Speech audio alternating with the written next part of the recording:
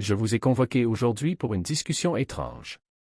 La semaine de 7 jours est connue de l'homme depuis longtemps, samedi, dimanche, lundi.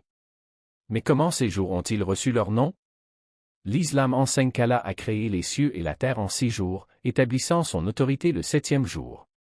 Les textes sacrés hindous affirment que les 7 jours sont sous l'influence de cette planète, Saturne, le Soleil, la Lune, Mars, Mercure, Jupiter et Vénus.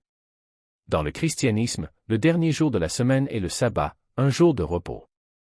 Dans le bouddhisme, les moines utilisent aussi les 7 jours de la semaine dans leur cycle de jeûne, de méditation et d'accomplissement du karma. Je vous demande comment l'homme a combiné la nature et la religion pour créer la règle des 7 jours.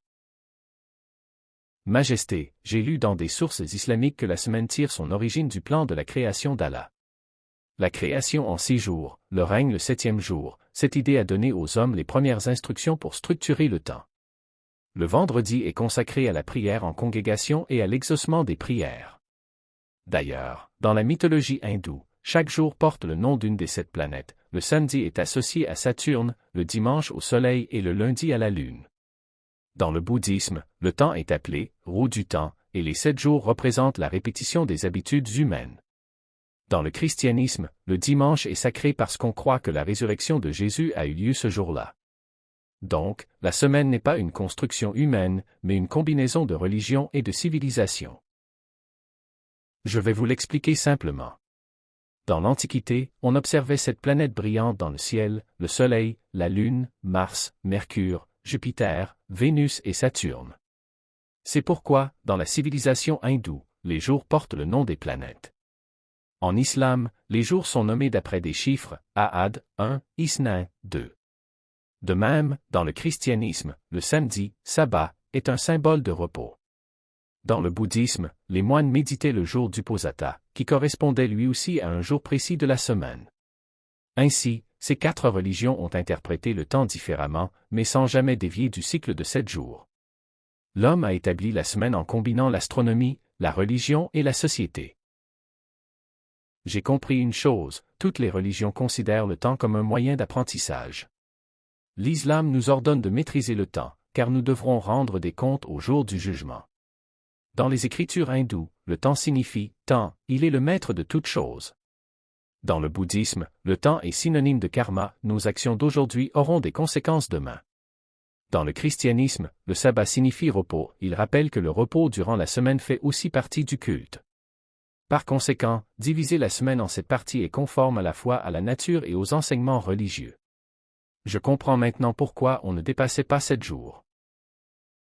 Je veux dire que la semaine n'a pas seulement façonné la religion, mais aussi la société. L'islam enseigne la planification, la discipline, la prière du vendredi, Joma. De nombreuses fêtes hindoues sont célébrées selon les jours de la semaine, le jeûne du samedi, le culte de Mars le mardi. Les bouddhistes ont des jours spécifiques pour la méditation, notamment le mercredi et la veille de la pleine lune. Dans le christianisme, les prières ont lieu à l'église le dimanche. C'est pourquoi le nom du jour n'est pas d'ordre religieux, il s'agissait d'unifier le travail, la culture, le ciel, tout cela.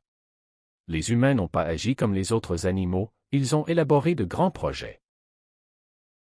J'ai vu voler autour des villages et des villes, les musulmans observent particulièrement le vendredi, les hindous jeûnent le mardi et le samedi, les chrétiens vont à l'église le dimanche, les bouddhistes méditent certains jours. Autrement dit, la semaine simplifie la pratique religieuse. Et le nom arabe, Yomul Isnin ou Yomus Sabbat, est un symbole numérique, le samedi et le dimanche en anglais viennent de l'hébreu sabbat, l'influence hindoue se retrouve dans le bengali, shani, ravi, soma. Bien que les langues soient différentes, la base, 7 jours, est la même dans toutes les religions. Les gens ont divisé leur temps parce que la religion leur a inculqué le sens des responsabilités. L'islam nous dit de ne pas perdre notre temps, les écritures hindoues affirment que le travail est essentiel à la vie, les bouddhistes considèrent chaque jour comme une étape de méditation, les chrétiens disent que le dimanche est consacré à la famille et à la prière. La semaine n'est donc pas qu'un simple calcul, elle englobe des règles, l'éducation, la morale et l'équilibre. Les gens planifient, affaires le vendredi, repos le samedi, prière le dimanche, travail le lundi. La religion leur a enseigné les règles de la gestion du temps. Les religions sont différentes, mais la similitude de leur conception du temps est étonnante. L'islam considère la création comme ayant eu lieu en 6 jours, le 7e jour est sous le contrôle d'Allah. L'hindouisme s'appuie sur les 7 pouvoirs des 7 planètes. Le christianisme prône le sabbat, un jour de repos. Le bouddhisme offre un cycle de méditation spécifique chaque semaine. Malgré l'influence de tant de religions, les hommes n'ont pas changé le rythme de la semaine. Car la nature, les phases de la lune évoluent d'un degré en 7 jours. Ainsi, l'union de la religion et de la nature a simplifié la vie humaine. Je passe devant des monastères, des temples, des mosquées, des églises, partout. Je vois, tout le monde vit au rythme de la semaine. Vendredi pour les musulmans, samedi-mardi pour les hindous, méditation pour les bouddhistes, dimanche pour les chrétiens.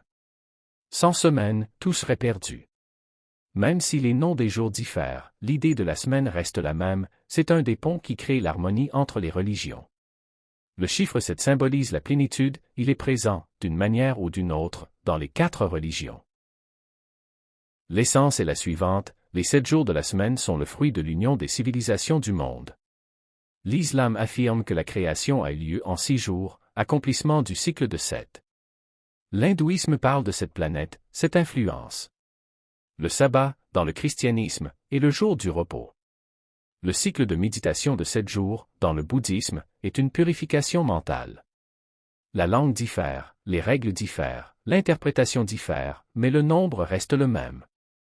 La semaine est un magnifique système temporel, né de la combinaison des traditions religieuses humaines, des lois de la nature et du progrès de la société.